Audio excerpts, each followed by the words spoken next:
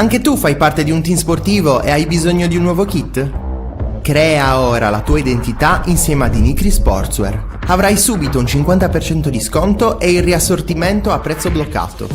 Oltre 300 sono le società che si sono già affidate a noi. E tu cosa aspetti? Contattaci subito al 379 244 8537 o entra su dinicri.com.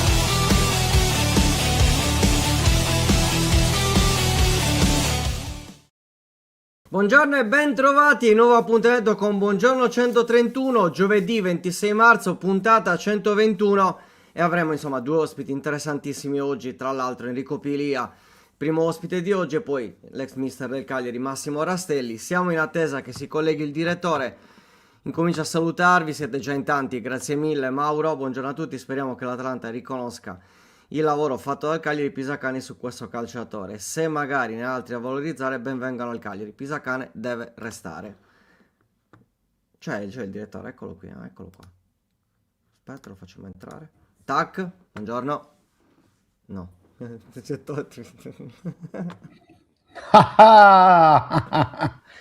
Buongiorno, già iniziata male questa Così.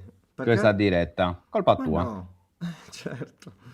Perché siamo nel perno ciclonico. Ecco, siamo nel perno ciclonico. Ciao Faccio, mannaggia.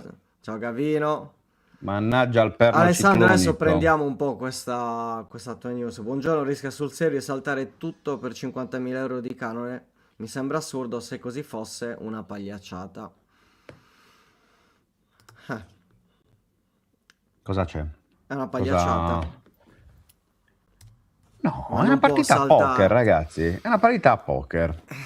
È una partita a poker in cui le varie parti in gioco tentano di far vedere, insomma, far valere più che altro la propria forza e semplicemente adesso il Cagliari si è irrigidito, perché insomma quelle che poi sono le notizie di ieri sera sono quelle che poi sono state pubblicate oggi sull'Unione Sarda, cioè di fatto appunto una rinnovata rigidità da parte del Cagliari, nello specifico da parte del patron Tommaso Giulini, sul discorso canone. È una questione abbastanza secondo me continua a essere superabile, nel senso che chiaramente si dovrà ancora discutere, ecco. Dovrà ancora discutere, sicuramente le diplomazie sono ancora a lavoro. È chiaro che le dichiarazioni di Macciotta in Consiglio Comunale non abbiano fatto piacere al Cagliari, soprattutto la stilettata, quella sulla frase detta da Giulini in Lega lunedì mattina, quella riassumendo molto e banalizzando e semplificando molto, cioè se non facciamo lo stadio preparatevi a vedermi ancora a lungo, ecco, fondamentalmente, quindi è una specie di, non dico di minaccia, però insomma una situazione così, con Macciotta che ha detto che l'ha definita dichiarazione infelice, e niente, quindi insomma il Cagliari è irremovibile sul terzo paletto, perché la società ritiene di aver fatto già abbastanza rinunciando all'ipoteca sul diritto di superficie, rinunciando ai parcheggi. ai parcheggi, sul canone annuo non vuole mollare di un centimetro, anche perché appunto il PEF, che ricordiamo aggiornato, verrà consegnato tra domani e sabato, non ci sarà alcuna modifica al discorso del canone, che appunto è richiesto in 50.000 euro l'anno. Tra l'altro, ecco, su questo giusto un'aggiunta fra. Ci Sì. sono gli esempi di Roma che comunque ha un canone annuo di 66.000 euro, ma è uno stadio 66.000, sì, euro lordi ovviamente, annuali, ma è uno stadio da 60.000 posti. Il L'Udinese futuro stadio della 45.000, Roma, sì, vabbè, intendiamoci, non certo, l'Olimpico. certo, ma anche perché comunque lì pare che siano molto avanti da quel punto di vista, perché hanno dato l'ok, l'Udinese ne paga 45.000, sul discorso invece di Ferraris barra Marassi, addirittura pur di farlo si parla di un canone azzerato per Genoa e Samp, quindi comunque è una situazione, vedendo anche gli altri esempi che ci sono nel resto d'Italia. Giusto, questa era un'aggiuntina. Sì, no, Stavi dicendo? va detta una cosa. Voi sapete quanto paga il Cagliari di canone per l'Unipol Domus all'anno? Io ignoro. 20.000 euro. Quindi bisogna fare anche un raffronto tra quello che è il canone pagato al momento, con uno stadio da 16.000 posti, con sicuramente molti meno servizi rispetto a quelli che avrà poi il futuro Gigi Riva, però è chiaro che il 50.000 euro, su questo il Cagliari ritiene che siano assolutamente sufficienti, anche perché se no poi non si regge in piedi tutto il piano economico-finanziario. Esatto. Se pensate che appunto sul futuro stadio della Roma il canone sarà di 16.000 euro in più, ma con più del doppio con il doppio della capienza, e quindi questo fa anche un po' pensare. Il discorso è quello che facevamo ieri, cioè essendo un bene pubblico su cui c'è un investimento dei privati, sarà sempre una situazione a mezzo e mezzo, anche a livello di polemiche, a livello di braccio di ferro e quant'altro, perché, ripeto, tutte le parti in causa vorranno provare a spuntarla il più possibile per quanto riguarda il proprio interesse, ecco, diciamo così. Cioè, da una parte c'è il Cagliari che ritiene di aver già fatto il suo, appunto rinunciando all'ipoteca sul diritto di superficie, per quanto riguarda, ricordiamo sempre, la parte bancabile, cioè quindi la parte del finanziamento che andrebbe a essere coperta con l'intervento delle banche, e quindi non con gli investimenti direttamente dei privati. Ha rinunciato anche al discorso dei parcheggi, che è stato stimato in circa 1,5 milioni di euro all'anno. Adesso il club non vuole spostarsi, cioè la posizione è si sposi il comune, noi il nostro sforzo di avvicinamento l'abbiamo fatto e adesso aspetta al comune. Vedremo perché, ripeto, sicuramente c'è una posizione in questo momento molto dura e rigida, appunto, da parte del club. Vedremo nei prossimi giorni cosa succederà. Io continuo a pensare che alla fine l'accordo si troverà, perché lo stadio diventerà anche in qualche modo una battaglia politica, sarà oggetto anche di lustro per l'amministrazione comunale, che riuscirà a farlo costruire e poi a farlo inaugurare. Io penso che possa essere per la giunta Zedda, insomma, per l'amministrazione Zedda, il bis di quello che fu il Poetto, la riqualificazione del Poetto. C'è anche una specie di vessillo, no? da sbandierare per far vedere alla città i suoi, insomma, la bontà del lavoro fatto durante l'amministrazione, durante il mandato. e soprattutto è un progetto che oramai è arrivato talmente tanto avanti che non ritengo sia pensabile che si possa nuovamente fermare tutto, perché sarebbe una sconfitta di tutti e poi a quel punto le colpe, insomma, le colpe andrebbero cercate un po' dappertutto. Ripeto, sono situazioni che si verificano quando di mezzo ci sono interessi privati e interessi pubblici, mischiati. E quindi, ripeto, tutti vogliono lo stadio, ci si sta avvicinando alla Federationem, 1° aprile, come c'è scritto anche, come leggete anche nella pagina appunto, la prima pagina della cronaca di Cagliari, arriva l'UEFA, arriva la delegazione UEFA, vedremo se sarà in prefettura, immagino di sì, come è successo l'ultima volta che c'è stata l'incontro tra FIGC, UEFA appunto e rappresentanti sia del comune che del club. Io credo che insomma sia una situazione pruriginosa sicuramente, perché sicuramente è una situazione pruriginosa, però tendenzialmente non penso che per un canone di 50.000 euro sinceramente possa cadere tutta la proposta, ecco. Soprattutto perché se poi pensiamo al passato, ripeto, i 20.000 euro del canone della Unipol Domus, vado a memoria, mi pare che il Sant'Elia costasse 50 milioni di vecchie lire all'anno, quindi insomma, ripeto, poi considerando anche il fatto che tutta la manutenzione in caso di diritto di superficie spetterebbe al Cagliari, quindi non al comune, esatto, spetterebbe al Cagliari, quindi costi. Insomma.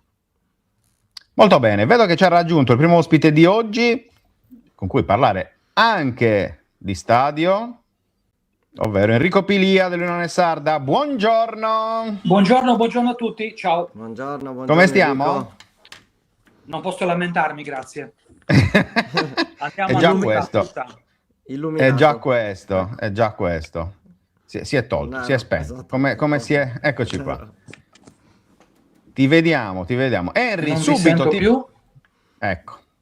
Molto bene. Ok. Molto bene. Ci senti? Ci senti, No. Henry? Non ci sento. No. Solito giochino. Ormai è la frase più cliccata. Prova così, Henry.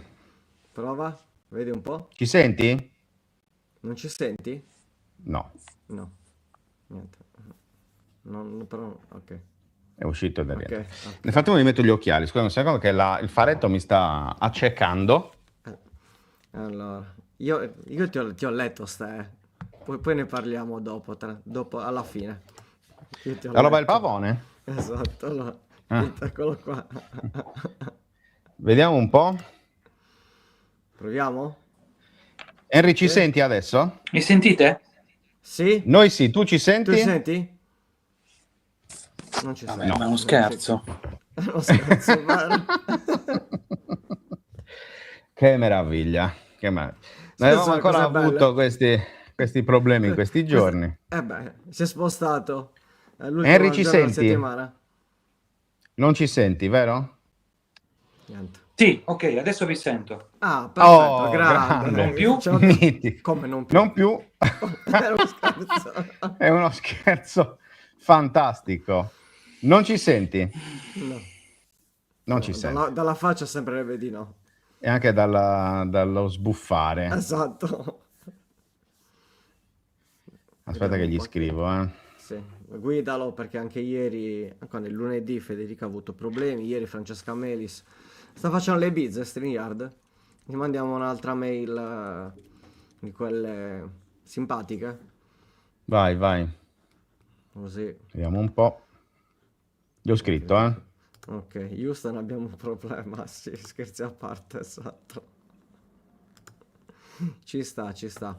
Fate da Sentiamo- bravi, Emanuele, Che è soprattutto, successo? che sta una corsa a Dai. Sare 6 mesi, stanno Esatto, un Golan. dai, Fate da su. bravi, Sare 6 mesi sono amici e quindi Esatto. restano assolutamente, Ci mancherebbe. ci mancherebbe altro, quindi fate da bravi, Evitiamo, dai, su. fate da bravi, vediamo. Vediamo ce la facciamo.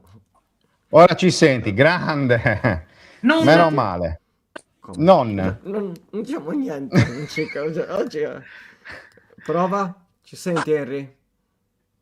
Sì, perfettamente. Oh, Ah. meno male. Allora, Ce l'abbiamo intanto, fatta. bentornato, buongiorno 131. Subito, immediatamente, il tema del giorno, il tema stadio. Qual è la tua opinione? Sì. La mia opinione è che le parti, scusate per l'inconveniente tecnico, non so cosa sia Non ti successo. preoccupare. Allora, le parti mi sembrano abbastanza distanti. Cioè, credo che tra oggi e domani il comune di Cagliari proporrà la sua tesi, il suo prezzo per il diritto, per il canone. Cioè, io penso che il comune chiederà diverse centinaia di migliaia di euro all'anno, mentre il Cagliari, la proposta era 50.000, poi il Cagliari potrebbe magari raddoppiare, ma le parti sono parecchio lontane. Però poi c'è questa scadenza del 1° aprile con la visita dell'UEFA a Cagliari e questo problema dovrà essere risolto entro il 1° aprile. Ecco, la cosa che diciamo sia ieri che oggi, anche prima che ti collegassi tu, cioè la cosa che sembra più strana, più particolare di tutta questa partita poker, perché poi di fatto questo è che siamo veramente in dirittura, cioè sarebbe folle, arrivati a questo punto, mollare tutto, cioè far cadere tutto, dopo che forse quelli che per me, almeno al mio modo di giudicare, erano i due scogli principali, cioè quello del diritto di superficie con l'ipoteca e il discorso della gestione dei parcheggi, sono stati appianati. Cioè, fa sorridere che sono... Ecco, sarebbe folle fermarsi adesso, folle per i tifosi, folle per il Cagliari, che ha dentro questa trattativa c'è anche quella un po' più grossa, e cioè quella dello sbarco dei nuovi finanziatori nel club, che sono arrivati anche sbandierando, questo lo hanno visto tutti, la loro, passami il termine, passione per l'argomento stadio. Questo mi pare sia uno dei problemi principali. Dovrebbe essere risolto, hai detto benissimo tu, stiamo aspettando tutti perché sono i giorni decisivi, perché poi si arriva a giugno, a giugno devi essere già operativo tra progetti, gare, queste cose qui. Mi colpisce molto che le parti siano ancora distanti, cioè a livello politico il Cagliari forse avrebbe dovuto giocare meglio le sue carte, parlo di livello politico. Sì. Anche sulla regione, il Cagliari non ha grandi armi in questo senso, ma si propone come Cagliari, si propone come immagine Cagliari, e questo a volte non va, non funziona, perché nella politica ci sono le opposizioni che attaccano la maggioranza, la attaccano su argomenti importanti, quali lo stadio. Sì, anche perché poi a livello politico proprio il discorso stadio è sempre stato molto particolare, diciamo così, no? Cioè perché ricordiamo, se ne parlava già dai tempi del primo mandato Zedda, poi nel secondo mandato, poi con Truzzu. Nell'ultima puntata dove io ero presente, io ho raccontato l'episodio di me e Massimo Zedda, i miei cronisti, e Ciolino non venne all'appuntamento. Parliamo di quindi già 12-15 anni fa.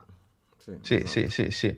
E ripeto, la cosa che stupisce è che con un iter che nel frattempo è andato avanti, con tutto il discorso burocratico che lentamente però poi è arrivato alla fine, stupisce il fatto che poi alla fine davvero si stia discutendo. È chiaro che stiamo parlando di cifre importanti, ci mancherebbe altro, non voglio sminuire, non voglio fare il demagogo, però effettivamente stiamo parlando veramente di briciole su una gestione di 50 anni, su un investimento da quasi 300 milioni di euro, in cui comunque ci sono anche, c'è una parte chiaramente del pubblico, ricordiamolo, 50 milioni di euro della regione più i 10 del comune, che ricordiamo anche perché cosa sono stati fatti, cioè 10 milioni sono di fatto il contributo che il comune dà al soggetto promotore della costruzione del nuovo stadio per avere l'aria pulita, perché poi di fatto quello è, perché servono a pulire, a demolire il vecchio Sant'Elia, mentre la regione è una sorta di, come dire, brutto da dire, però quasi un rimborso per non aver potuto fare il centro commerciale, che era una delle cose su cui il Cagliari puntava tanto nel progetto iniziale. Ecco, sono stati superati alcuni ostacoli che erano, forse l'avete già detto, quello dei parcheggi, il Cagliari li voleva a pagamento, ora saranno gratuiti. Il Cagliari stima in 1 miliardo in 50 anni l'indotto dello stadio, una stima abbastanza ottimistica, questo sì. L'Udinese paga 45.000 euro l'anno, la Roma ne paga, però l'Udinese mi pare che abbia costruito lo stadio a spese della società. Sì, esatto. Sì, assolutamente sì. Ne sono certo. La Juve ugualmente, la Roma per il nuovo stadio ne ha proposto 66.000, ma hanno sorriso in consiglio comunale a Roma. Sono cifre molto basse che arrivano magari in una sola partita per quanto riguarda i club di Serie A. Insomma, le parti sono distanti, ma gli ostacoli non sono insormontabili.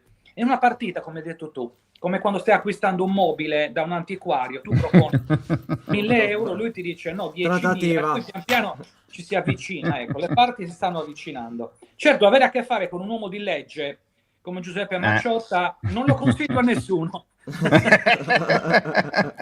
Concordo. Non lo consiglio a nessuno. Concordo, anche perché poi insomma l'assessore, abbiamo sentito martedì sia durante l'esposizione molto chiara, pur chiaramente mantenendo un linguaggio giuridico, però insomma credo che gli si debbano fare anche i complimenti per come ha cercato di rendere comprensibile un po' a tutti la questione. E poi anche insomma, nell'intervista con Luca è stato molto chiaro su quella che è la posizione del comune. Però ecco, io ti dico, tu sei fiducioso, perché subito dopo il consiglio comunale io ho detto la mia, ho detto vabbè dai, i 2 scogli principali sono stati superati, sul canone si metteranno d'accordo. E poi invece no, non sono fiducioso. Nelle ultime ore, ecco. No, non sono fiducioso, perché io leggo quello che scrive il Vangelo, cioè Mauro Madeddu, che è una persona di straordinaria preparazione in queste cose, nel senso che lui si prepara, studia e poi scrive il pezzo e sente tutti, e come dovrebbe fare un buon cronista. E ti dico che se Mauro scrive Tommaso Giolini fuori di sé, significa che è vero e che le parti sono distanti. Il Cagliari non accetta questo tipo di proposte e quindi le parti sono lontane. Ho letto anche il pezzo molto duro di Paolo Maninchedda oggi nel suo blog Sardegna e Libertà, che dovrei frequentare più spesso perché leggo degli spunti anche nei commenti, degli spunti interessanti per il mio lavoro, per il nostro lavoro. Sì. Lui è fortemente contro la posizione del Cagliari, lo sappiamo, certo. e però le argomenta, quindi non sono attacchi come quelli che vediamo spesso in TV fra centro-destra e centro-sinistra, campi larghi, campi stretti. No, sono attacchi mirati con cifre, con come dire, una tesi anche rispettabile che il Cagliari ovviamente non gradisce, però ti dico che non sono fiducioso perché le parti sono distanti. Sono speranzoso che lo stadio si faccia, perché non sarà per me, ma sarà per i nostri figli e i nostri nipoti, godranno di un impianto sportivo straordinario, perché almeno quello che c'è oggi in fotografia nella vetrina della cronaca di Cagliari e quello che conosciamo, insomma, dai vari render che abbiamo visto, sarebbe un impianto strepitoso. Certo. Vedremo cosa succederà, Henry, anche sul discorso stadio. Appunto, sono giorni caldi e noi, come sempre, insomma, vi terremo molto aggiornati per quanto possibile, chiaramente, per quanto ci risulterà.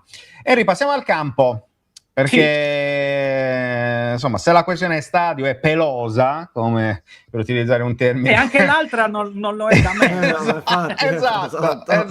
Esatto. Allora, anzi, paradossalmente è peggio. Il Cagliari Calcio sta facendo un percorso bellissimo dal punto di vista, diciamo, dei programmi, e cioè l'altro giorno contro il Napoli, che è una corazzata fortissima, preparata per vincere il campionato, ha giocato con 5 o 6 2005-2006 in campo, forse anche un 2007, Sì, per è gran entrato parte nel della list. partita. La classifica non ti sorride perché non fai punti, hai fatto 2 punti mi pare in 6 partite, In 7 forse in partite, 7. Sì. Stai portando avanti la squadra del futuro, ma c'è questo piccolo inghippo delle questioni aritmetiche. Che si chiama presente. La classifica è un confronto, come dire, impietoso, e il Cagliari in questo momento è al 15° posto ed è a 3 punti da quelle che sono pericolanti. Anche la Cremonese, che è quart'ultima, ha comunque 27 punti. La distanza è minima, lo era di 11 punti credo un mese fa, Sì. più o meno. Sì. Questo è un Ahimè, segnale terribile per chi ama il Cagliari, per chi tifa il Cagliari, un segnale terribile. Ci sembra a noi osservatori più attenti che questa squadra abbia le armi per tirarsi fuori. Sì, anche se giocare col Sassuolo in trasferta non è la ricetta migliore. Questa è la mia tesi. Devi fare punti, e il Cagliari ha uno strano modo di cercare questi punti. Entra in campo un po' mascherato, con attaccanti che non sono attaccanti, con alcuni giocatori che ormai sono neutralizzati, perché Palestra, l'abbiamo visto tutti in queste ultime settimane, sanno come marcarlo. Cioè uno come Conte, che ha 80 collaboratori e 30 registi video, sa perfettamente come funziona il Cagliari, e quindi arrivano squadre preparatissime, e Palestra non fa più quello che ha fatto nelle prime, magari nel girone d'andata. L'arma del Cagliari era soprattutto Palestra. Se tu fermi quel tipo di arma e hai comunque Caprile in porta, per fortuna, il Cagliari diventa una squadra da zona salvezza. Certo. Come fare secondo te, o meglio, come trovare in questa sosta le risposte a questa crisi, a questa situazione anche tattica, come giustamente hai appena espresso tu? Col recupero di tutti gli infortunati, io dico col rientro anche di Deiola, che mi sembra un leader, anche in campo lo è stato nel girone d'andata. Deiola può dare di più, il rientro di un attaccante in più, e magari il vero Kiliksoy potrebbe essere un'altra arma. Il Cagliari deve fare gol, deve fare punti, e mi sembra di capire che dal punto di vista della preparazione offensiva ci sia stata una involuzione. Si è pensato a conservarsi piuttosto che a proporsi. Quella sfacciataggine che era il Cagliari di Pisacane del girone d'andata non c'è più. Il Cagliari deve avere più coraggio nel portarsi dalle parti della porta avversaria, e questa, come dire, in estrema sintesi, non vogliamo fare i tecnici, gli allenatori, perché io non lo sono, certo. Anche se io Manco studio noi. abbastanza, ma non lo sarò mai. Ebbene, mi sembra di capire che il Cagliari stia abbandonando la sua vocazione, che era di squadra anche propositiva. Luca? Io vado, Henry, sul discorso appunto, hai detto bene, il Cagliari ha le armi per potersi salvare, ma per me è anche un discorso mentale, nel senso che ci sono tanti giovani che chiaramente non hanno esperienza, e quindi il rientro da parte dei giocatori esperti che guidino appunto i giovani ad attraversare queste ultime 8 giornate, perché comunque è un attraversamento, che abbiamo parlato di Sassuolo, ma poi arriverà la Cremonese. È ovvio che in queste due partite... Ci divertiamo, ci divertiamo. È ovvio che in queste due partite comunque ci deve essere un cambio di marcia, anche perché hai detto bene, il Cagliari è meno sfacciato, ma deve essere bravo anche a non prendere gol magari nei primi 15 minuti, che comunque è una battaglia che da 3 partite ideologica sempre, di Luca esatto, Di Leonardo, no? Una battaglia ideologica. Sì, ma non solo con Pisacane, se voi ricordate, sì. è un problemino che il Cagliari si porta atavico, certo, sarà l'aria di mare, sarà l'aria di San non entrano concentrati, è incredibile. La brezza marina, insomma, aspetta, soprattutto perché è vero, prendi gol ma non lo fai, perché il Cagliari è l'unica squadra in Serie A a non aver ancora segnato nei primi 15 minuti, unica su 20, quindi si vede che c'è studi, un problema. Sì, con i dati. È il nostro Mauro Madeddu, Luca Di Leonardo. È la risposta di 131 a Mauro Madeddu. No, io credo che anche... Che salutiamo ovviamente, perché non l'abbiamo salutato prima. Mi colpisce il fatto anche dei tifosi che attaccano la società che ha ceduto Prati, che ha ceduto Luperto. Luperto ha fatto delle cose tremende con la Cremonese nelle ultime settimane. Io ho seguito con grande attenzione il suo rendimento. Prati non mi sembra che sia redondo, ecco. Non sta nemmeno giocando, tra l'altro, che sta giocando il Cannes. Quindi... Infatti, cioè Luvumbo non sta giocando, esatto. Gioca raramente nella sua squadra. Quindi ecco, anche chi se la prende con le campagne acquisti, con Angelozzi, con Pisacane che non è adatto, ma quando vince Pisacane però è adatto. Il tifoso vede per alcuni non è adatto neanche quando vince. Sì, va detto che per alcuni non è adatto manco quando vince. Negli ultimi giorni di tutto davvero. Per onor di cronaca. No, invece ti chiedo, Henry, perché poi chiaramente il vero problema appunto di quest'anno del Cagliari, proprio numeri alla mano, perché poi noi facendo anche la trasmissione della vigilia, che ha una parte importante sulla parte statistica, sulla parte numerica, uno dei grossi difetti che dall'inizio della stagione, oramai siamo alla 30ª giornata, già giocata, quindi insomma un trend bello importante, è quello delle pochi palloni giocati nell'area avversaria, tiri in porta che comunque non sono tanti per quanto riguarda il Cagliari, e soprattutto cioè che ha questa capacità di tirare poco in porta, però ha un'alta conversione di tiri in porta in gol. Però la realtà è che ci arriva pochissime volte in area avversaria. Piccoli era uno di quelli che tirava di più in porta in Serie A nella passata stagione. Lo hai perso. Hai portato un attaccante come Michele Xoic, sì, tira, non so, io non mi ricordo grandissime partite in cui ha bombardato la porta avversaria. Hai perso subito Belotti, hai Borrelli che mi ricordo a malapena la faccia, cioè non hai più un attaccante che bombarda la porta avversaria come faceva Piccoli. Quindi in quella statistica il Cagliari è crollato.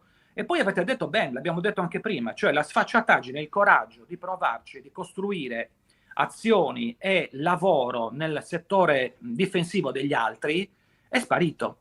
Questa squadra gioca di rimessa, ha vinto con Roma e Juve giocando così, cioè con la Juve abbiamo parlato anche di Catenaccio, sorridendo, insomma il Cagliari è rimasto chiuso e poi ha fatto un gol e poi ha impedito agli altri di farne. Era una Juve con grandi problemi in quel momento, però diciamo che era la Juve. Quindi se il Cagliari ha la capacità di fare quel gioco con le piccole e con squadre di medio livello, quel gioco non funziona. Come ha fatto Fabregas col Como, tu mi aspetti, ti aspetto anch'io. E lo ha battuto dal punto di vista proprio tattico. Poi il Como è un discorso a parte, insomma, il Como fa impressione. Negli ultime 15 partite il Como sarebbe primo in classifica se fosse cominciato il campionato un po' più tardi. Però ti dico che il Cagliari resta in questa posizione di 15-14esimo posto già da parecchio tempo, da 12-15 partite. Cioè il Cagliari è una squadra che ha perso quella sua vocazione a essere imprevedibile. Comunque l'hanno studiata gli avversari e hanno capito come gioca. Palestra creava situazioni offensive, quelle di cui tu hai parlato prima. Adesso Palestra è un po' sparito dalla circolazione.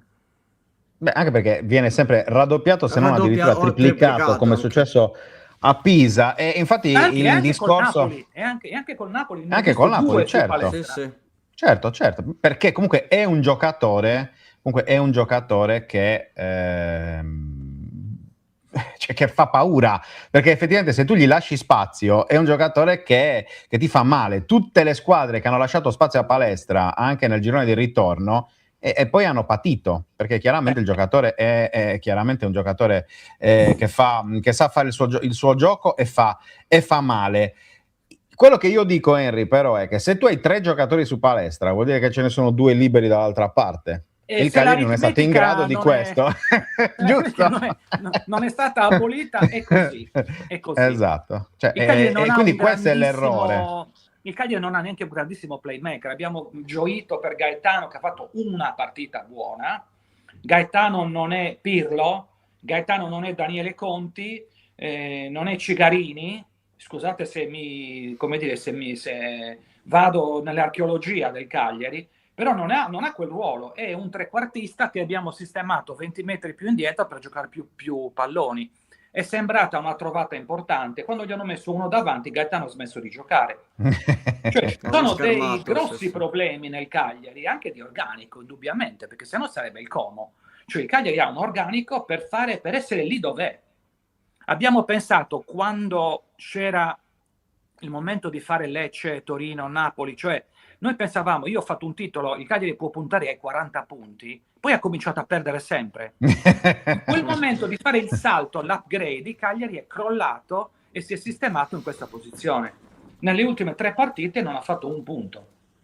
Sì, ma infatti su questo, perché poi appunto il discorso che tanti fanno, anche nei commenti, lo leggevo anche oggi, dalla fine di gennaio, cioè dal 4-0 al Verona, dal 2 febbraio, dalla chiusura del mercato a oggi, si è effettivamente, sicuramente si è rotto qualcosa nel giocattolo, perché alla fine il Cagliari con quelle 3 vittorie di fila sembrava poter essere lanciato, appunto, non dico verso l'Europa, Esatto. perché non vi stiamo dicendo questo, anche me no? e anche i miei colleghi, cioè gli un osservatori po' tutti, sono stati ingannati tutti. da questa ha ingannato vampata. tutti, ha ingannato un po' tutti, la verità vera è stata questa. E ti chiedo, secondo te, perché però è crollato? Perché si è rotto il Aspetta, giocattolo tant'è in che quel hanno momento? ceduto Prati e Luperto. Esatto. In quel momento hanno ceduto Prati e Luperto perché si era convinti di far decollare il progetto giovani. Esatto. Ecco, mi sembra che a livello strategico sia stato questo. Non c'è un problema atletico, perché i valori atletici sono nella norma. Qualcuno è sparito, tipo De Iola, Mazzitelli. Cioè, Mazzitelli ha fatto un buon lavoro, poi è sparito anche lui per questioni fisiche. Certo. Clixoy credo che abbia pagato anche il Ramadan, perché un paio di volte non l'ha fatto giocare, ed erano proprio i giorni caldi in cui i ragazzi che praticano il Ramadan non possono né mangiare né bere nelle ore, come dire, di allenamento proprio. Esatto. Non so se poi abbiano O delle anche della dispense. gara. Anche della Cagliari ne gara. ha 5, non so se qualcuno abbia delle dispense particolari, non lo so. Però per esempio hai perso anche Idrissi, che è stata un'arma in alcune partite con cui cambiare marcia. Pisacane ha delle giustificazioni, però indubbiamente la squadra è la fotocopia sbiadita di quella che abbiamo visto prima. Qualcuno avrà responsabilità, anche i giocatori, devo dire. Qualcuno ha meno coraggio, qualcuno non vede la porta. Folorunsho non lo vedo più, come dire, quel giocatore anche killer che è sembrato all'inizio, che passava l'uomo, superava l'uomo, dava più quantità. Strappi, è vero. Sì.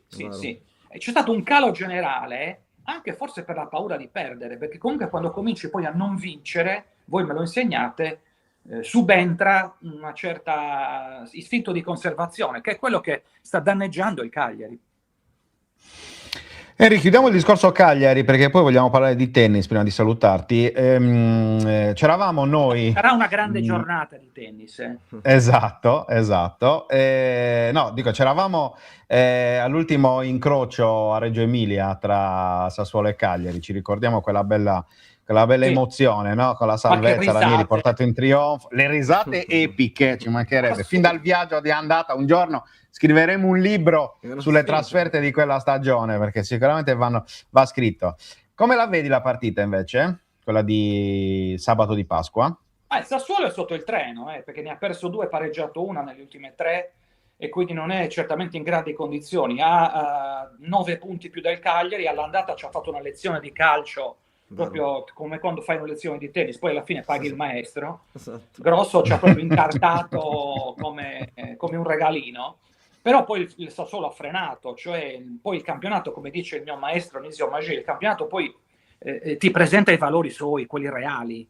A parte il Como, che comunque ha investito 100 milioni, per il resto la classifica non è bugiarda. L'Atalanta è un po' più indietro, ma per il resto questi sono i valori. Il Sassuolo è lì al 10° posto, può sognare? Non credo, perché comunque la Roma ha 54 punti, l'ultima squadra in questo momento in zona europea ha 54 punti e sono quasi 20 in più del Sassuolo, 15. Sassuolo è una squadra che non ha più nulla da chiedere, puoi tentarti il colpaccio? Non lo so, il Sassuolo è superiore, però in questo momento è in forte calo. Quindi ti dico, un pareggio sarebbe un grandissimo risultato, perlomeno fermi l'emorragia.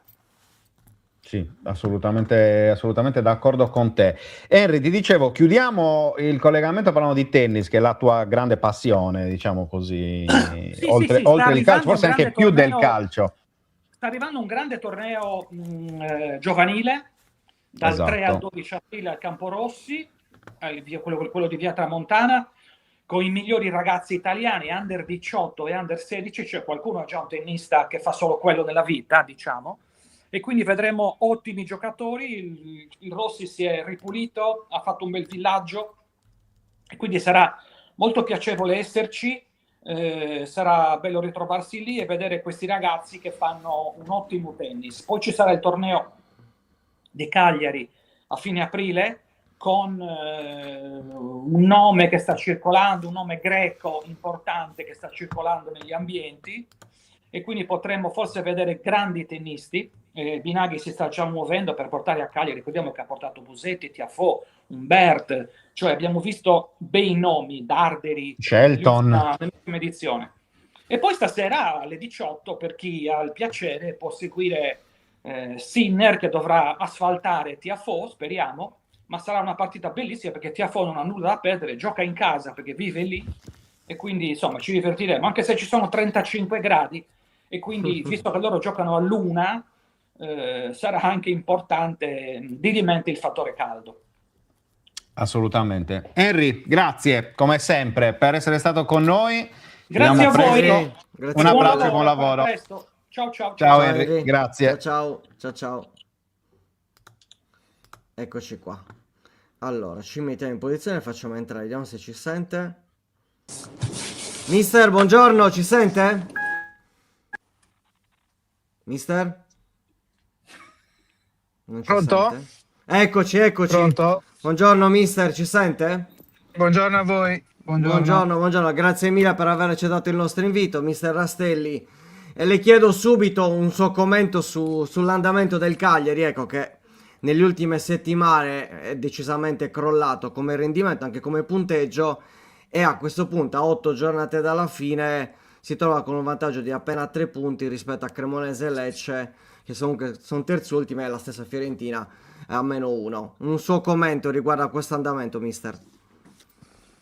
Ma è evidente che dopo le 3 vittorie consecutive di gennaio, quindi 9 punti incamerati, il Cagliari si era messo in una posizione di grandissimo privilegio, avendo, mi sembra, 10-11 punti di vantaggio sulla terzultima. Nelle successive 7 gare invece sono arrivati solo 2 punti, e le altre sotto hanno iniziato invece a fare punti, a fare vittorie, quindi il margine si è notevolmente assottigliato. È chiaro che adesso, ad 8 giornate dalla fine,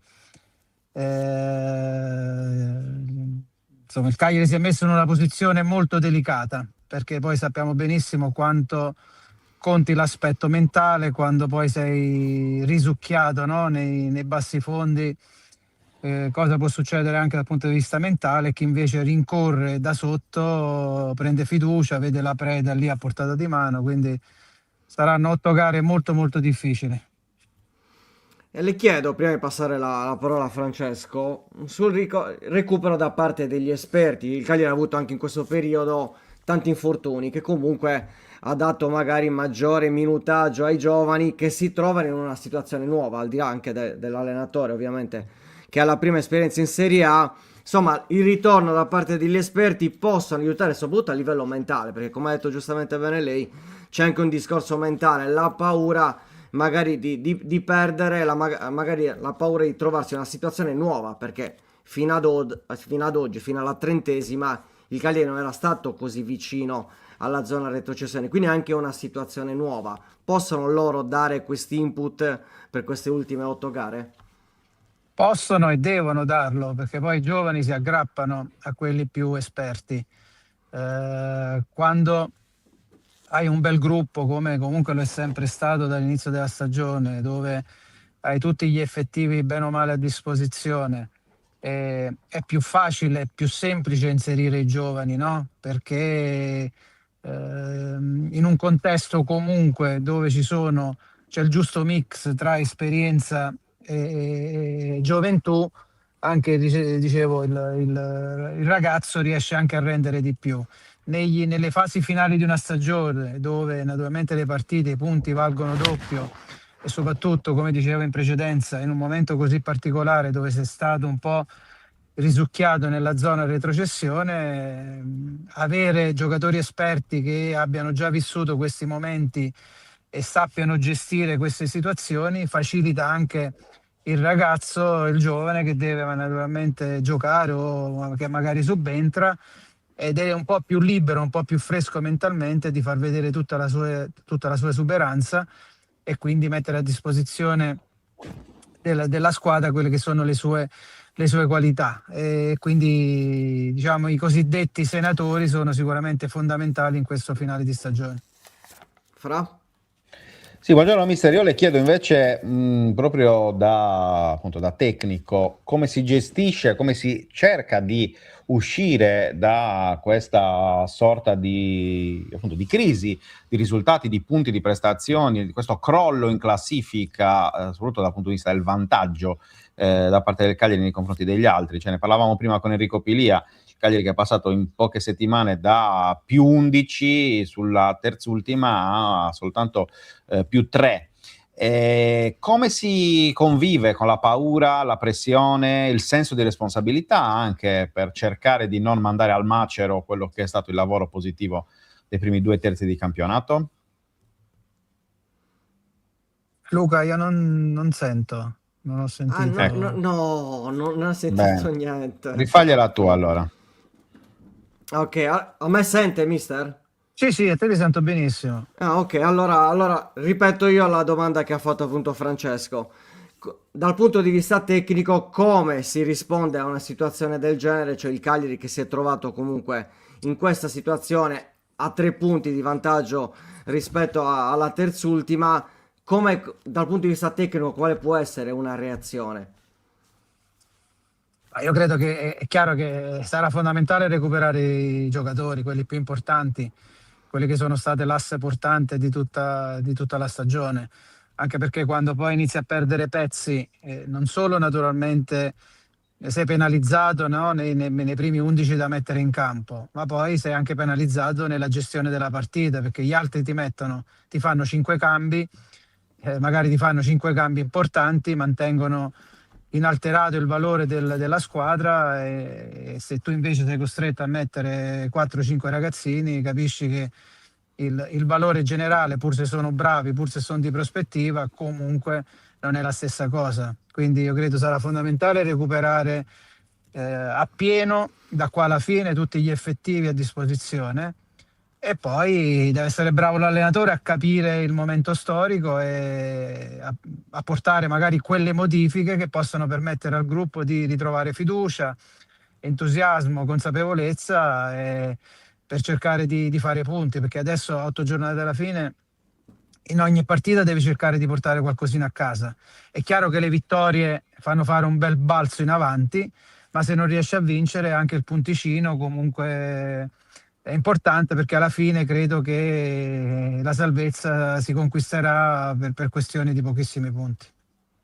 Come diceva il buon Claudio Ranieri, se proprio non riesci a vincere, l'importante è non Non la perderla. devi Ecco. perdere. Questa è sempre una massima che funziona sempre. Ecco, sul discorso appunto del gioco, è anche vero che rispetto alla prima parte di stagione il Cagliari ha cambiato nettamente, anche come produzione offensiva. C'è indubbiamente un problema a livello offensivo, il Cagliari ha fatto appena 3 gol nelle ultime 7 partite, sta subendo comunque regolarmente rete nei primi 15 minuti, quindi anche questo magari può delineare, ecco, le chiedo anche da questo punto di vista, può delineare un approccio magari sbagliato alle partite, perché comunque dati alla mano il Cagliari subisce gol nei primi 15 minuti, solo il Sassuolo ne ha subito di più, 9, il Cagliari 8, ma è l'unica squadra a non aver mai segnato nei primi 15 minuti. È vero che una partita dura 100 minuti, però anche l'approccio è importante. Se da 3 partite di seguito parti con lo 0-1 o 1-0 se sei in trasferta nei primi 15 minuti, è già una partenza dove sei ad handicap, diciamo. Sì, l'approccio è fondamentale. Io non credo sia una questione di approccio sbagliato, cioè nel senso, magari è un caso che la squadra forse scende in campo troppo tesa, troppo preoccupata, e questo a volte ti fa commettere magari degli errori anche anche banali, e non è semplice dover sempre partire dall'1-0 per gli avversari, perché poi magari devi scoprirti un po' di più, devi per forza fare la partita più che altro rispetto a come magari l'hai preparata, perché il Cagliari è stato bravo in questa stagione, soprattutto quando non doveva fare la partita, quando naturalmente cercava di contenere e limitare al massimo tutte le giocate, le qualità degli avversari, e poi attraverso ripartenza, attraverso palle in attivo, attraverso delle situazioni improvvise riusciva poi a far gol e a vincere le partite. Quando vai sempre sotto è chiaro che non sempre riesci a recuperarla, non sempre riesci a ribaltarla, cosa che naturalmente a inizio stagione riusciva un po' più facilmente, ma proprio perché adesso, mancandoti anche tanti uomini, è chiaro che non hai, no, la possibilità di poter Certo. attingere dalla panchina giocatori che ti possono poi cambiare e permetterti di recuperare il risultato. Ok, le giro anche qualche domanda da parte degli utenti. In particolare Nicola la saluta, buongiorno al grande mister Rastelli, artefice del miglior piazzamento della squadra nell'era Giulini. E poi Nikas chiede, mister, come ovvierebbe tatticamente all'annullamento di Palestra da parte degli avversari? Questo è un dato di fatto, nelle ultime giornate Palestra è stato raddoppiato, se non triplicato, e c'è da questo punto di vista una mancanza di un piano B. Se vado a riferirmi alla partita col Pisa, ad esempio, Obert, che gioca dall'altra parte, è stato probabilmente il giocatore, al di là del gol di Pavoletti, che ha creato qualcosa. Ecco, quale può essere un'opzione? Bah, è chiaro che gli avversari poi ti studiano, se magari Certo. fino a un certo punto ti lasciavano giocare più tranquillamente, adesso, come dicevo prima, i punti valgono doppio. Ogni squadra adesso cerca in tutti i modi di raggiungere il proprio obiettivo e quindi cerca di metterti in difficoltà, limitando al massimo quelli che sono gli elementi di maggior spicco della tua squadra. E Palestra è il giocatore fondamentale, perché ha qualità, gamba, corsa, imprevedibilità, è un giocatore completo e anche bravissimo in fase di non possesso. È chiaro che bisognerebbe trovare un'alternativa che possa permettere al ragazzo poi di trovare più facilmente l'occasione di ricevere palla e andare a puntare prima che venga raddoppiato, o che possa attaccare un po' di più gli spazi, in modo da poter andare poi più velocemente verso la porta avversaria, o direttamente o poi attraverso un assist, un cross, servire un compagno un po' più libero. Ripeto, sono situazioni che poi deve essere bravo Fabio a trovare in questo momento, dove Palestra viene velocemente e costantemente raddoppiato, a volte anche triplicato, perché sanno che è un giocatore bravissimo e che nell'uno contro uno, bene o male, 9 volte su 10 l'uomo lo supera, e tante volte, anche se non riesce ad andare al cross con il destro, è bravissimo anche a rientrare col mancino, a mettere delle palle molto insidiose a rientrare, che sono pericolose per le difese avversarie. Assolutamente. Poi ci sono due domande, le accorpo, sempre su Mister Pisacane, nel senso che da una parte dice deve essere bravo l'allenatore a capire il momento storico, e dall'altra cosa farebbe lei, Mister Rastelli, in questo momento al posto di Pisacane. Detto che chiaramente c'è la differenza che non vede i giocatori, non c'è gli allenamenti, quindi parliamo proprio a livello teorico e forse anche a livello di esperienza, perché da questo punto di vista ovviamente Mister Pisacane ha la sua prima esperienza, quindi come tutte le cose che si fanno per la prima volta non esiste la perfezione, che magari non esisterà mai, ma sono delle situazioni nuove. E quindi quale potrebbe essere anche il consiglio che potrebbe dare lei, mister? È chiaro che è fondamentale per un allenatore, per qualsiasi allenatore, capire sempre, come lo diceva la domanda stessa, capire il momento storico che vive la tua squadra dal punto di vista fisico, dal punto di vista mentale. E quindi l'allenatore deve essere bravo a individuare tutte queste informazioni che solo lui ha a disposizione, per far sì, perché cosa deve fare l'allenatore? Deve cercare in tutti i modi poi di aiutare, no? Soprattutto in questi momenti un po' difficili, di aiutare in tutti i modi i propri giocatori a rendere al massimo delle loro possibilità. E quindi solo l'allenatore ha tutte le informazioni, no? Lo dicevi pure tu, solo chi ci sta dentro Certo.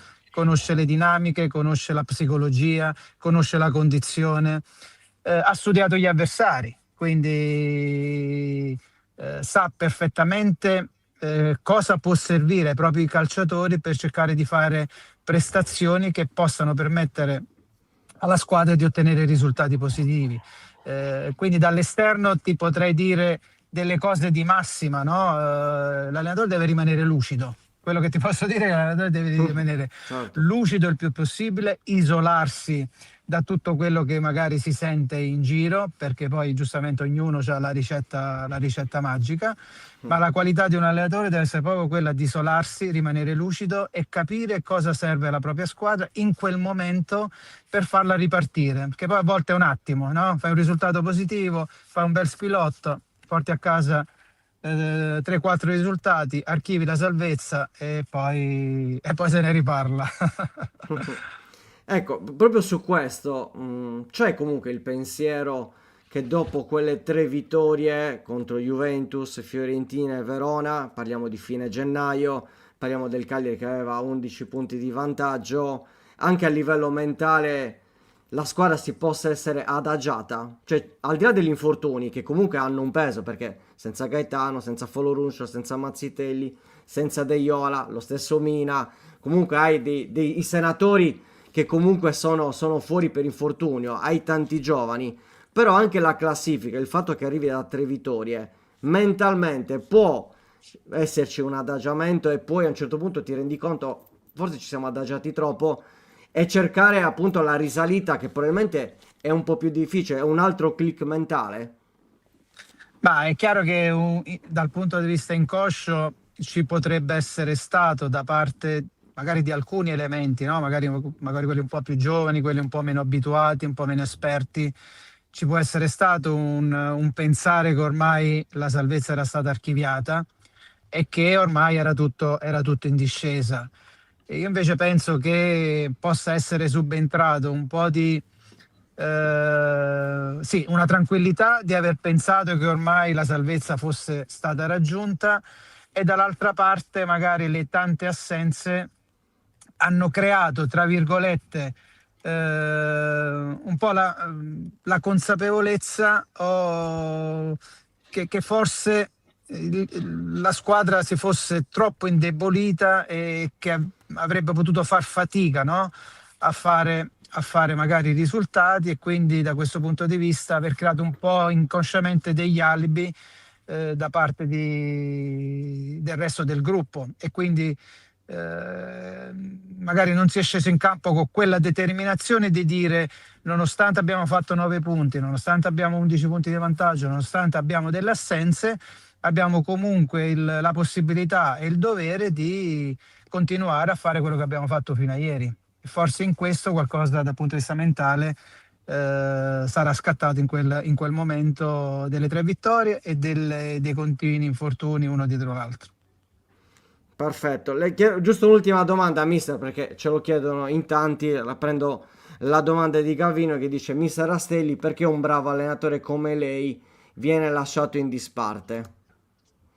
È perché fa parte del nostro mondo. Insomma, situazioni come la mia, insomma, nella storia del calcio ce ne sono tantissime.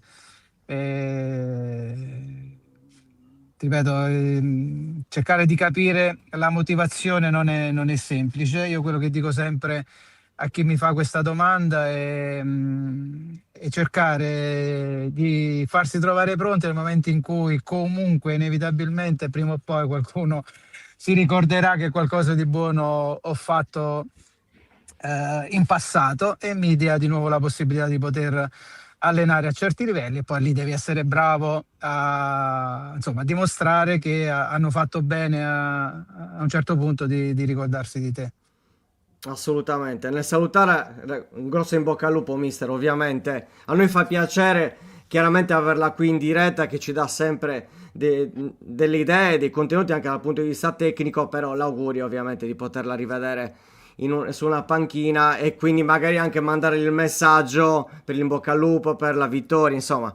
E capiamo bene da questo punto di vista che l'obiettivo è sempre di ritornare su una panchina, e facciamo ovviamente i nostri più grossi in bocca al lupo. La ringraziamo, mister, grazie per il suo tempo, ci sentiamo magari anche prima della fine del campionato, e vediamo un attimino come sarà il Cagliari, se sarà riuscito comunque a riprendersi e ad avere insomma questa salvezza che sta diventando un po' più lunga del previsto.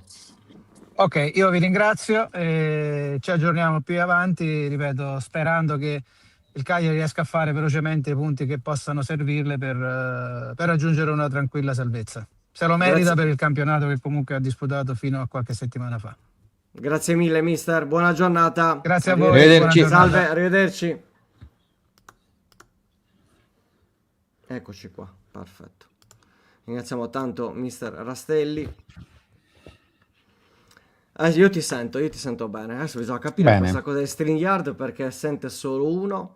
Perché anche il lunedì, durante Cagliari Social Arena, che eravamo in 5, Stefano Ambu non sentiva Daniele e Tommaso. Non si capisce, come se non ci fosse il collegamento. Possiamo fare poco tanto su queste cose, quindi se non scrivere, non abbiamo alternative. Sì. Alternative. Va bene. Sì, direi che abbiamo detto anche praticamente perché ci rivediamo tutto. Stasera, tra l'altro. Esatto, poi tutti rivedi stasera a parlare di fantacalcio, sempre che il vento non butti giù la Sardegna, perché insomma è aumentato parecchio. una roba indegna. L'aveva detto ieri, però. Esatto, aveva avvisato, mi raccomando. Quindi Ti dico solo che nel palazzo a fianco, la tizia del terzo piano aveva la porta finestra mezzo aperta. Praticamente il vento gli ha spinto sul muro, si è spaccato il vetro ed è caduto giù nel balcone. No, non sto scherzando. Quindi è una situazione abbastanza balorda. Abbastanza balorda. Meno male che non ha trovato nessuno sotto. Quello sarebbe stata una problematica. Vabbè, diciamo che con questo vento, se ti metti fuori a guardare il sole o il mare, sei anche un po' incosciente, te la meriti, ecco, diciamo così. Forse un po' te la meriti. A casa. Forse un po' te lo meriti, anche se ti succede qualcosa. Diciamo che insomma non sei proprio il più intelligente del mondo a livello di gestione del tuo tempo libero, ecco, diciamo così. Ci sta. Va bene. Ragazzi, allora chiudiamo con appunto questa settimana con Buongiorno 131. Per le prossime dirette, appunto stasera Fanta 131 live, domani Aperi Torres, perché la Torres gioca sabato pomeriggio in casa contro Livorno, ennesimo scontro salvezza da non sbagliare per la squadra di Alfonso Greco, quindi vi ovviamente proporremo anche i temi sia della conferenza, quella di appunto che si terrà domani mattina, e poi sabato vedremo la partita. Domenica invece gioca la Dinamo in casa contro Treviso, un altro spareggio importante per quanto riguarda la salvezza della squadra sassarese, e poi vedremo, insomma, ci sarà anche chiaramente la Serie D, il derby Monastir Olbia su tutti, ma insomma tante partite davvero, davvero importanti e interessanti. Ovviamente noi ci saremo, e anche se ci saranno chiaramente sviluppi sul fronte stadio vi terremo ulteriormente aggiornati anche su quello. Va bene? Perfettissimo. Grazie a tutti, buona settimana. Per chi volesse stasera, ripeto, c'è il discorso fantacalcio. Per chi fa mercato, al di là di Fanta 131, guardiamo un po' di scambi, medie gironi di ritorno, insomma tutto quello che è successo in queste giornate per gli ultimi 8 giorni o le ultime 8 giornate, dove praticamente è tutto aperto. Quindi tanti top che hanno floppato, questo è il titolo, veramente tanti rispetto agli scorsi anni. Quindi grandissimo i consigli Davis o Seba ti consiglio Seba Pinna, però salutiamo anche Sebastiano Pinna, allenatore del Villa Simius. Va bene, ciao ragazzi, ci vediamo la settimana prossima. Ciao a tutti, ciao. Andiamo sigla.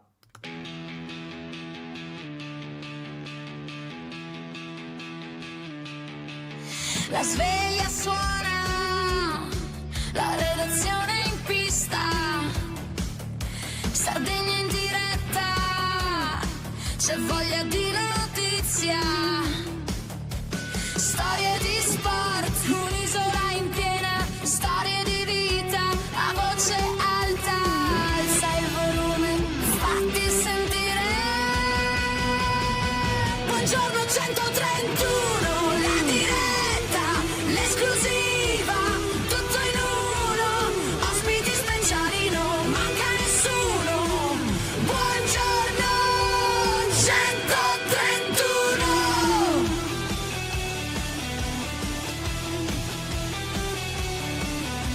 Storie di sport, storie da raccontare, tra il campo e il mare c'è tanto da dire. Alza il volume, fatti sentire.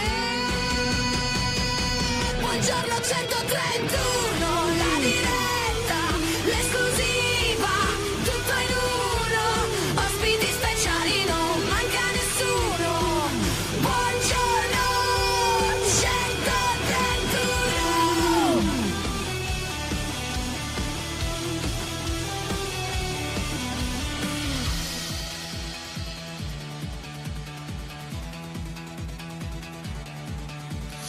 Alza il volume, fatti sentire, la Sardegna voce è pronta a stupire, un ritmo che batte, che non vuol finire.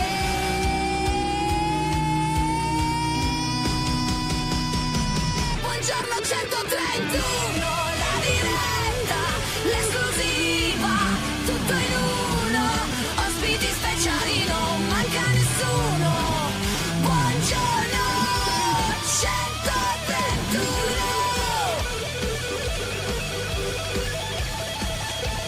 131.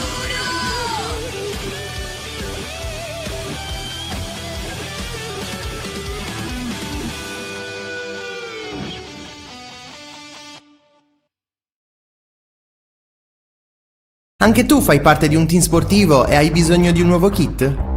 Crea ora la tua identità insieme ad Inicri Sportswear. Avrai subito un 50% di sconto e il riassortimento a prezzo bloccato. Oltre 300 sono le società che si sono già affidate a noi. E tu cosa aspetti? Contattaci subito al 379 244 8537 o entra su dinicri.com.